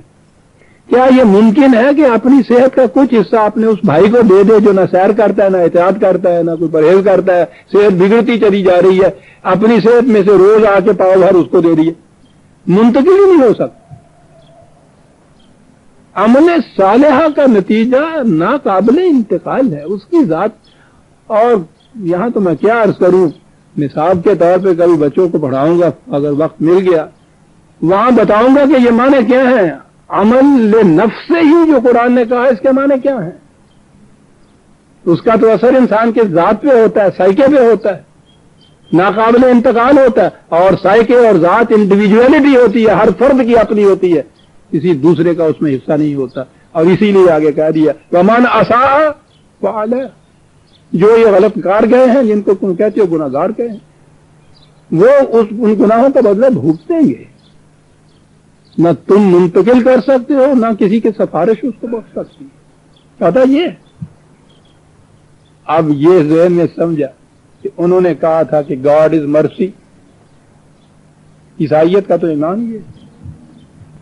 یہودیوں نے کہا تھا کہ صاحب جو شخص گناہ کر لیتا ہے اس گناہ کے دھلنے کی کوئی شکل ہے ہی نہیں، اس لیے وہ جو جی میں آئے اس کے بعد نیک کام کرے وہ بچ نہیں سکتا. اب یہودیوں کا یہ عقیدہ آپ دیکھتے ہیں واقعی ظلم نظر آتا ہے کہ لغزش ہو گئی ہے اگر کسی سے تو اس کے بعد پھر وہ ساری عمر جو جی میں آئے اس کے خلاف اس کو دھونے کے لیے کرتا رہے. دروازہ بند ہو گیا خدا کے ہاں توبہ کا. یہودی عقیدے میں توبہ نہیں ہے. ایک لغزش سے اگر یہ ابدی طور پر مردود ہو جاتا ہے انسان، یہ واقعی ظلم ہے، زیادتی ہے. اور دوسری طرف گاڈ از مرسی، رحم ہی رحم ہے، عمل کا سوال ہی نہیں، عدل نہیں ہے، مکافات عمل نہیں ہے، قانون نہیں ہے، مرسی ہے. مرسی اگر صرف ہو ہر باب کے اندر تو آپ دیکھیے معاشرے کا حال آپ کا کیا ہو جائے. ہر قاتل کو مرسی، ہر زانی کو مرسی، ہر چور کو مرسی، یعنی عدل نہیں مرسی. ان لوگوں پہ ظلم ہو جائے جن کے خلاف یہ کچھ یہ کرتے ہیں. سنیے عزیزان مان کیا ٹکڑے ہیں تینوں. من عمل صالحا فلنفسہ، پہلی بات من اساء فعلیہا، جو جرم کرتا ہے اس کو خود بھگتنا ہوگا. وما ربک بظلام للعبید، خدا اپنے بندوں پر ظلم نہیں کیا کرتا. قاتل پہ قانون کی حکمرانی نہیں، محض رحم ان پہ ظلم ہے جو مظلوم ہے یا مقتول جو ہے. ایک دفعہ لغزش ہو جانے سے قیامت تک کے لیے راندہ درگاہ ہو جانا، دوبارہ باز آفرینی نہ ہونا، یہ بھی ظلم ہے. خدا اپنے بندوں پر کہاں لفظ بندے لایا، یعنی اگر کوئی برابر کا جوڑ ہوئے تو گل بھی ہوئے. یہ بندے بیچارے ان کے اوپر خدا ظلم کرے؟ بالکل. لہذا اصول یہ ہے کہ عمل صالح جس نے کیا اس کی ذات تک، جس نے جرم کیا ہے اس کو بھگتنا پڑے گا. اور کہا دونوں شعوروں میں تم دیکھو گے ظلم یہاں نہیں ہے. یہ جو باز آفرینی کا قرآن کریم نے امکان رکھا ہے یہ بہت بڑی رحمت ہے خدا. لغزش تو ہو ہی جاتی ہے انسان سے، لیکن اگر وہ حرکت انفعال جو وہ کہتا ہے اقبال، اس کے قطرے جو ہیں موتی بن جاتے ہیں. اس کا امکان جو ہوا ہے ندامت سے، انفعال سے، باز آفرینی کا، اور قرآن نے کہا کہ اس کا طریقہ یہ ہے کہ یاد رکھو ان حسنات یذہبن السیئات، غلطی اگر ہو گئی ہے، لغزش ہو گئی ہے، اس سے زیادہ بہتر کام کرو، وہ دھل جائے گا جو کچھ بھی ہے. تو باز آفرینی کا امکان بھی ہوا، اور باز آفرینی صرف مرضی پہ نہ ہوئی کہ ہم نے خسروانہ سے بخش دیں گے تمہیں. بخش کا تو سوال ہی نہیں، بخشش نہیں، اس سے بہتر کام کرو، باز آفرینی ہو جائے گی. بڑے عمدہ طریق سے اقبال اس کو بیان کرتا. صورت گری را از من بے آموز، صورت گری، کڑیا بگڑ گیا ہے نا کسی طرح سے، اگر تمہارا کوئی بات نہیں، میں تمہیں بتاؤں گا وہ طریقہ، اس طرح سے پھر وہی چہرہ حسین ہو جائے گا. صورت گری را از من بے آموز، شاید کہ خود را باز آفرینی، باز آفرینی کا امکان خدا کی رحمت ہے. ابلیس کے معنی مایوس ہیں، وہ اس لیے مایوس ہے وہ باز آفرینی کا عقیدہ ہی نہیں رہا. یہ ہے بات. اور جب یہ چیز نہ ہو، باز آفرینی کا عقیدہ نہ ہو، یہ مایوسی ہو، تو سرکشی تو آ جاتی. یہ جو جیل سے بھاگا ہوا قاتل باہر آنے کے بعد 5 7 10 قتل اور کر دیتا ہے، یہ کیا چیز ہے؟ شیطنت ہے. شیطانہ کے معنی ہیں شعلوں کا بھڑک اٹھنا. وہ مایوس ہو چکا ہوتا ہے اپنی زندگی سے کہ پکڑا گیا، پھانسی پہ تو میں نے چڑھنا ہی، تو جب ایک کے قتل سے پھانسی پہ چڑھنا ہے تو 10 کیوں نہ قتل کروں. پہلی چیز اس کی ہے اپنی زندگی کی طرف سے مایوسی، وہ تو ہے ابلیسیت. اور اگلی چیز ہے پھر شعلہ فشانی کے کرتے چلے جاؤ، جرم پہ جرم، قتل پہ قتل، یہ ہے شیطنت. قرآن کہتا ہے یہ ایک ہی سکے کے 2 رخ ہیں. جب انسان اتنا مایوس ہو جائے کہ باز آفرینی کا امکان ہی اس کے ذہن سے نکل جائے تو سرکش ہو جاتا ہے. اسی لیے اس نے رحمت کہتا ہے، رحمت سے مایوس ہونا کفر ہے. لیکن اس کے معنی یہ نہیں ہے کہ گناہ پہ گناہ کرتے چلے جائے اور پھر یہ کہا جائے کہ خدا رحیم ہے، غفور ہے، اور پھر وہ اپنی رحمت سے بخشتا ہے. تو کہتا ہے غلط ہے یہ بات. سمجھ لو رحمت کے معنی یہ ہے کہ تمہارے لیے باز آفرینی کا امکان جو رکھا ہے یہ رحمت ہے. مرض کے لیے جو ہم نے علاج اور دوائیاں بنا دی ہیں یہ رحمت ہے ہماری. اب دوائیاں لگانا، علاج کرنا تو تمہارا کام. وما ربک بظلام للعبید. اب پھر وہی بات آئی، مہلت کا وقفہ. ہر بار جب یہ حضور ان سے کہتے تھے، یا یہودی ہوں یا قریش ہوں یا عرب ہوں، کہ اس روش کا نتیجہ تباہی ہے، تو وہ کہتے تھے کہ لاؤ وہ تباہی آتی کیوں نہیں ہے. اور اس کے لیے ان کو سمجھایا جاتا تھا کہ کائنات میں بھی تم غور کرو، کوئی چیز پہلے دن ویسی پختہ اور مکمل نہیں ملے گی تم کو. کائنات وہ اپنے تدریجی مراحل میں سے گزرے گی، آخر الامر جا کے پھر وہ وقت آئے گا جسے آپ نتیجہ کہتے ہیں اعمال کا. اور وہ سمجھاتا ہے خارجی کائنات سے. بات اس نے یہی کہنی کہ یہ جو کہتے ہیں کہ وہ تباہی کی گھڑی کب آئے گی، الہ یرد علم الساعۃ، کہا کہ اس کا علم تو مجھے نہیں، کب آئے گی یہ علم مجھے نہیں. یہ میں یقین سے کہتا ہوں کہ آئے گی، کیونکہ خود خدا نے کہا ہے کہ یہ جو ان کے اعمال ہیں اس کا نتیجہ تباہی ہوگا. اس لیے میں یقین سے کہہ رہا ہوں. کب آئے گی اس کے متعلق خدا کو علم. لیکن یہ کیسے آتی ہے کہتا ہے اسے سمجھ لیجئے. وما تخرج من ثمرات من اکمامها وما تحمل من انثى ولا تضع الا بعلمه. درختوں کو تم دیکھتے ہو، خزاں کے بعد نئے شگوفے پھوٹتے ہیں، نئی پتیاں ابھرتی ہیں، پھر ان کے بعد پھول آتے ہیں اس میں، پھر جسے وہ موڑ یا بور کہتے ہیں کچھ وہ لگتا ہے، پھر اس کے بعد تم دیکھتے ہو وہ چھوٹی چھوٹی شکل کے اندر کچھ پھل نکلتا ہے، وہ پھل آہستہ آہستہ آہستہ آہستہ وہ پکتا ہے، بہت سے پھل غلافوں کے اندر ہوتے ہیں، کتنا وقت لیتے ہیں وہ اپنے آخری منزل تک پہنچنے کے لیے۔ ادھر اگر نگاہ نہیں جاتی تو روزمرہ آپ کے ہاں بچے پیدا ہوتے ہیں، وہ جو استقرار حمل ہے اس سے لے کے وضع حمل تک کتنے مدارج ہیں جن میں سے وہ بچہ گزرتا ہے، یہ ہمارے قانون مہلت کا ہی تو نتیجہ ہے نا۔ اگر کوئی یہ کہے کہ آج میں نے گیہوں بو دی، یا کل آگے کہے کہ اس میں وہ فصل لگ کیوں نہیں گئی، آج کہے کہ استقرار حمل ہو گیا، کل ہی آپ کے بیوی سے کہے کہ وہ بچہ پیدا کیوں نہیں ہو رہا، تو کہا سوچو تو صحیح۔ کہتا یہی خدا کا وہ قانون ہے اور یہ رحمت ہے اس کی کہ اسی وقت نہیں پکڑا جاتا انسان۔ اس نے کہا ہے کہ اگر یہ قانون مہلت نہ ہو تو دنیا میں کوئی انسان زندہ ہی نہ رہے۔ گل تو ٹھیک ہے، رحمتیں اس کی یہ ہیں جو اس نے اس قسم کے ساتھ قوانین بنا دیے۔ لیکن کہتا جب وہ ساتھ وہ انقلاب آ جاتا ہے، وہ یوم ینادیہم این شرکائی،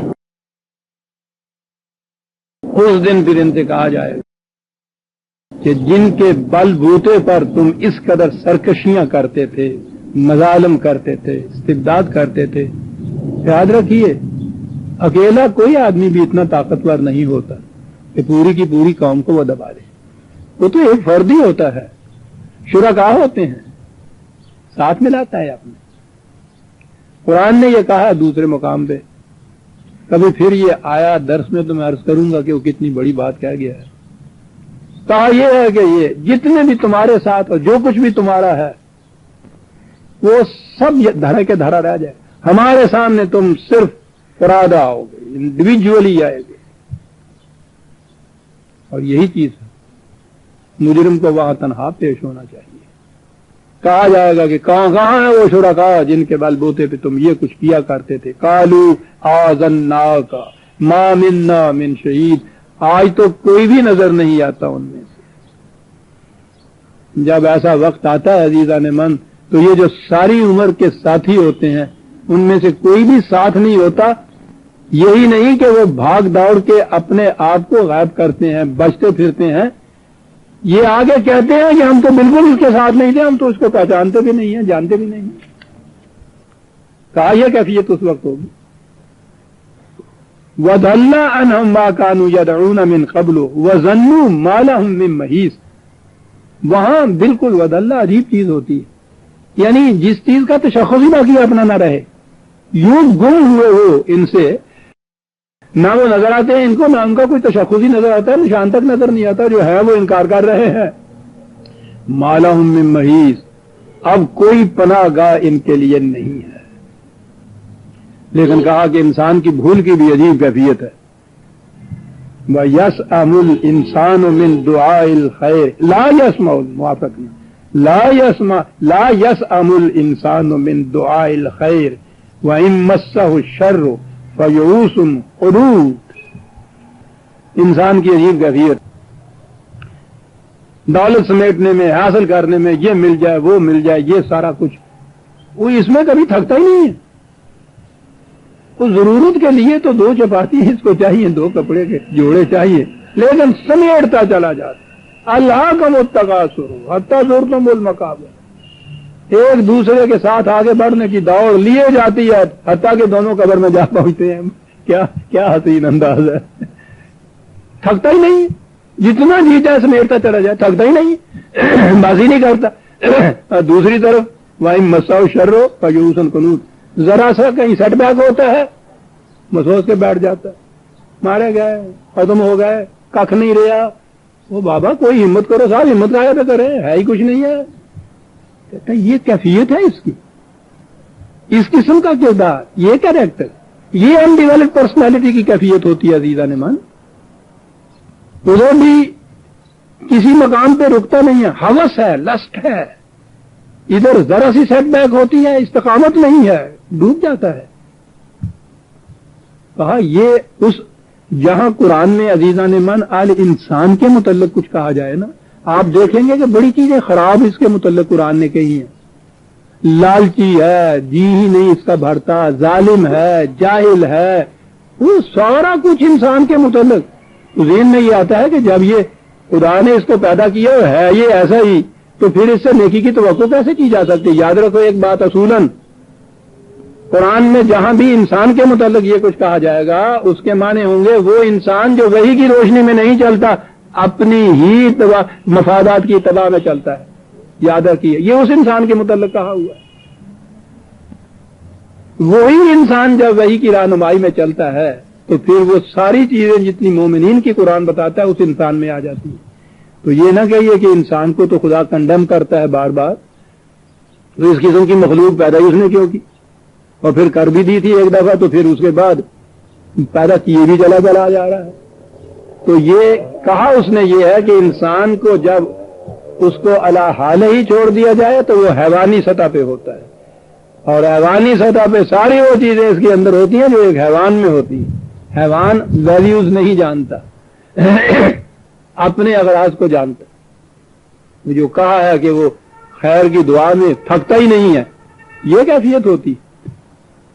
لیکن جب یہی انسان وحی کی روشنی کے اندر آتا ہے تو پھر یہ وہ جو مومن کے متعلق قرآن نے انداز کہا ہے یہ وہ بن جاتا ہے. پھر آخرت تو ایک طرف رہی، کیا بات ہے. اقبال بھی جب خدا سے بات کرتا ہے تو عجیب بات کرتا ہے. تیرا خرابہ فرشتے نہ کر سکے آباد. خرابہ یہ وہ جانتے ہیں جن کو پتا ہے زمینوں کے متعلق خرابہ کس زمین کو کہتے ہیں، اور انسان سے پہلے جو حالت تھی اس کو ارض کی سائنٹسٹ آپ کو بتاتے ہیں ایک لفظ خرابہ کے اندر سب کچھ کیا گیا. تیرا خرابہ فرشتے نہ کر سکے آباد، انہی کا کام ہے یہ جن کے حوصلے ہیں دراز. وہ خرابے والا انسان جو ہے وہ ہوتا ہے جو اپنے ہی اغراض کے پیچھے چلتا ہے. اس خرابے کو آباد کرتا ہے وہ انسان کہ جو وحی کی روشنی میں چلتا ہے. تو شام آفریدی چراغ آفریدی. خدا کو بھی تحدی سے کہتا ہے کہ ٹھیک ہے تم نے تاریکی اور اندھیرا پیدا کیا تھا، میں نے روشنی پیدا کی. لا یسأم الانسان من دعاء فیئوس قنوط. یہاں میں یہ بتاؤں کہ قرآن نے جو کہا ہے کہ وہ مایوس، یئوس اور قنوط دو لفظ آئے ہیں. یہ پہلی حالت ہوتی ہے جس میں کچھ اس کو ذرا سا امکان شاید نظر آ جائے، لیکن قنوط تو وہ حالت ہوتی ہے جہاں دروازے بند ہی کر دیے جائیں، آخری سٹیج جو ہوتی ہے. اب یہ جو چیز ہے کہ اس کے بعد بعض آفرینی کا امکان قرآن نے رکھا ہے اور اسے رحمت کہا ہے. ویسے تو یہ پورا درس چاہتا ہے لیکن میں اشارے کے طور پہ صرف ایک آیت عرض کرتا ہوں. رحمت سے مایوس کون ہوتا ہے؟ قال وَمَن يَقْنَطُ مِن رَحْمَتِ رَبِّهِ إِلَّا الضَّالُّونَ. 15/56 15/56 کہا کہ وہ راہ رو جو صحیح راستہ گم کر دیتا ہے، صحیح راستے پہ نہیں رہتا، چلتا بھی رہتا ہے، مایوس ہو جاتا ہے کہ وہ منزل سامنے اس کے آتی نہیں ہے. تو آپ نے دیکھا کہ یہ جو قنوط والی بات کہی ہے قرآن نے، مایوسی والی بات کہی ہے، یہ کیسے پیدا ہوتی ہے؟ صحیح راستہ گم ہو گیا ہو، اس سے چلتا رہتا ہے، تھک جاتا ہے، منزل پہ نہیں پہنچتا. تو آپ سوچئے اس مسافر کی بات کہ صحیح راستہ سمجھ کے چلتا جا رہا ہو، منظر آ نہیں ہو رہا سامنے، تھک بھی چکا ہوا ہو، کہتا یہ ہے جو اس کے بعد یہ کہتا کہ نہیں صاحب منزل آئے گی نہیں سامنے، میں پہنچ ہی نہیں سکتا. کہنے کا غلط ہے. اس سے کہو کہ یہ نتیجہ تمہاری مایوسی کا اس لیے ہے کہ تم نے غلط راستہ اختیار کیا تھا، اور صحیح راستے ہمارے موجود ہیں اب بھی. اس لیے مایوسی کی بات ہی کوئی نہیں. صحیح راستے پہ اس وقت آ جاؤ، تمہاری مایوسی جو ہے امید میں بدل جائے. تو گویا اس نے خود بتایا کہ خدا کی رحمت سے بار یابی کا طریقہ یہ ہے کہ اس کے متعین کردہ صحیح راستے پہ چل پڑے آدمی. بیٹھا ہوا یہ نہ کرتا رہے میری بار کیوں دیر اتنی کری، میری بار کیوں دیر، یہ نہیں ہوتا ظلم ہے گا، دیر کیوں لاؤنڈے آئے گا. ہاں ہمارے یہاں میری بار کیوں دیر اتنی کرے. کہتا ہے یوں مایوس ہوتا ہے انسان، صحیح راستے کو چھوڑ کے غلط راستے پہ پڑتا ہے، چلتا ہے، تھکتا ہے، منزل سامنے نہیں آتی، مایوس ہو جاتا ہے کہ نہیں صاحب میرے نصیب میں نہیں ہے. بالکل یہ نہ کہو. کیا کہہ رہے ہو تم؟ وہ تو کہتا ہے لنہدینہ ومن جاہد فینا لنہدینہ سبلنا. ذرا کوشش جدوجہد کر کے دیکھو. شاہراہ جو ہے جی ٹی روڈ وہ گمی ہوئی ہے، کوئی بات نہیں ہے، جہاں تم ہو وہاں سے کئی پگڈنڈیاں ایسی ہیں تو وہ تمہیں صراط مستقیم پر پہنچا دیں گی. سبل، ایک سبیل نہیں، سبل. کہتا ہو ذرا رخ تو کر پہلے کمپاس سے، منہ طرف قبلے شریف کے تے کر لے، پہلے رخ بدل لے، 100 پگڈنڈیاں تیرے سامنے آ جائیں گی جو صراط مستقیم میں ملا دے گی. سبیل اس پگڈنڈی کو کہتے ہیں جو آخر الامر آ کے شاہ راہ مستقیم تے جا ملے. 100 پگڈنڈیاں قرآن ہے عزیزہ ہے. تو پھر ایسے میں مایوسی کی کیا بات ہے؟ لیکن اس کی کیفیت یہ ہے وَلَئِنْ أَذَقْنَاهُ رَحْمَةً مِنَّا مِنْ بَعْدِ ضَرَّاءٍ مَسَّتْهُ لَيَقُولَنَّ هَذَا لِي. کہنے لگے بس یہاں مارا جاتا ہے. جب اس قسم کی پریشانیوں کے بعد پھر اس کو حالی نصیب ہو جاتی ہے.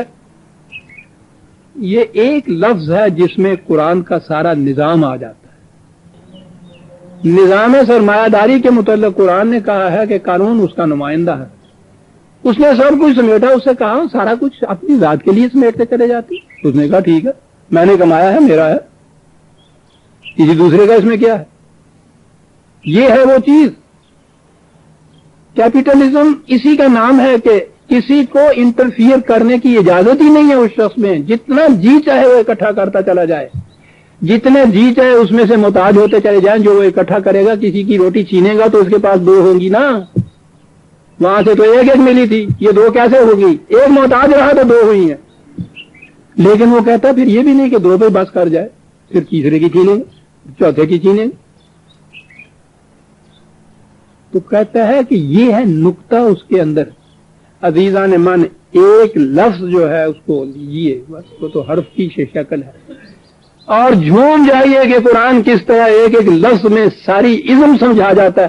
کہتا ہے جب پھر اس کے بعد اس کو یہ کچھ مل جاتا ہے تو اس کی ذہنیت یہ ہوتی ہے لَيَقُولَنَّ، وہ یا کیا کہتا ہے ہذا لی، یہ میرا ہے.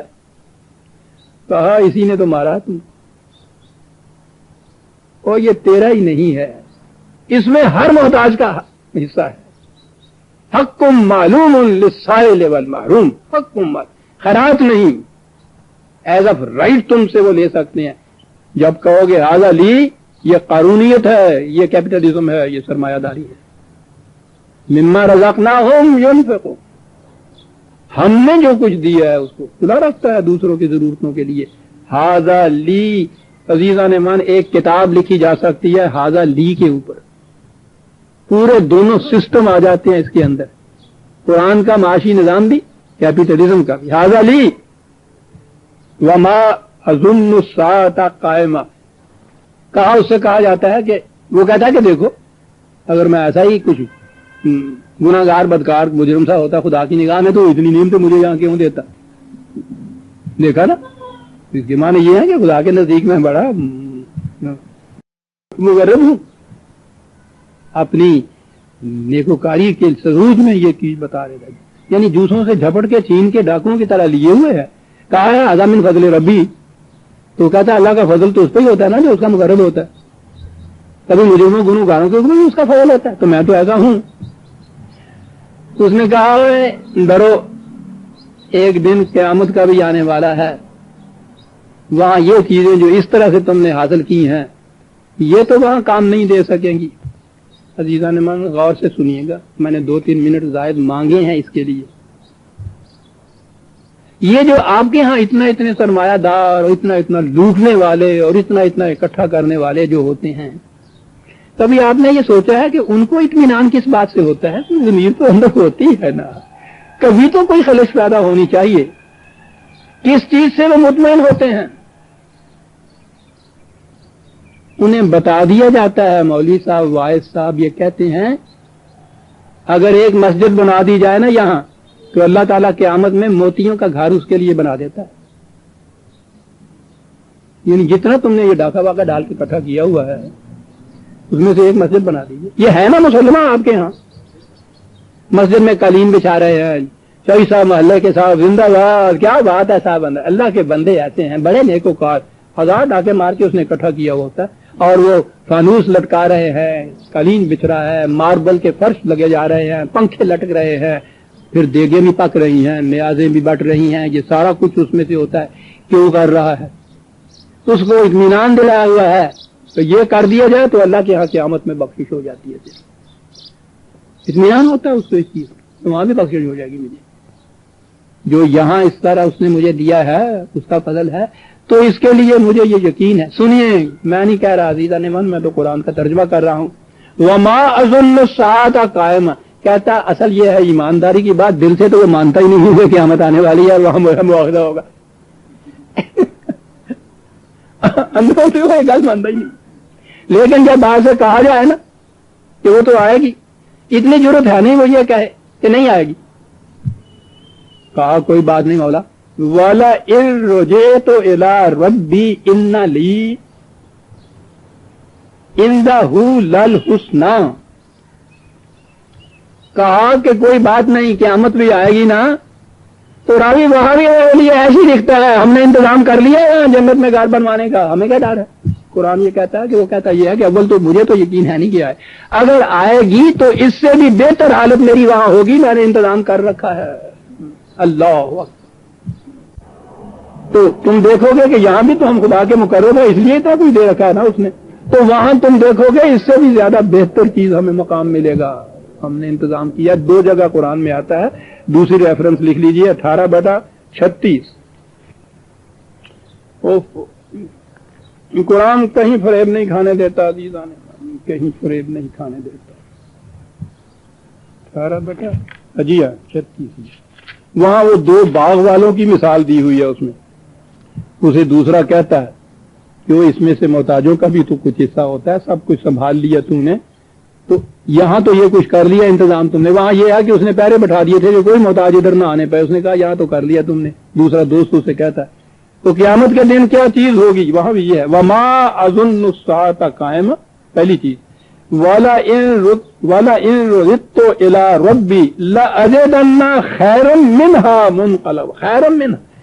وہاں اگر ہوا بھی یہ معاملہ خدا کے ہاں تو یہاں سے بھی وہاں بہتر حالات ہمیں ملے گی. یہاں تو میں نے پتھر اور اینٹوں کی مسجد بنائی, موتیوں کا گھر ملے گا مجھے, تو پوچھو نہیں. کہا یہ ہے فریب نفس جو مار دیتا ہے, اور کس طرح سے قرآن اس کی تردید کرتا ہے. فا ہے اس کے بعد, کہا اس کے کہو ہمارا قانون یہ ہے, فلا ننبئن الذین کفروا بما عملوا ولا نذیقنہم من عذاب غلیظ. ان سے کہو کہ اس فریب نفس میں مت رہو, ان صداقتوں سے انکار کرنے والے کے اعمال سامنے آئیں گے اور اس قدر سخت عذاب وہاں دیا جائے گا کہ یاد کر لو گے. آیتیں تو 2 باقی ہیں اس سورت کی, لیکن وہ جو آخری 2 آیتیں ہیں میں سمجھتا ہوں وہ شاید ایک پورا درس لے جائے. ہم سورہ آمین سجدہ کی آیت 50 تک آ گئے عزیزان من, 51 سے ہم آئندہ لیں گے. ربنا تقبل منا انک انت السمیع العلیم.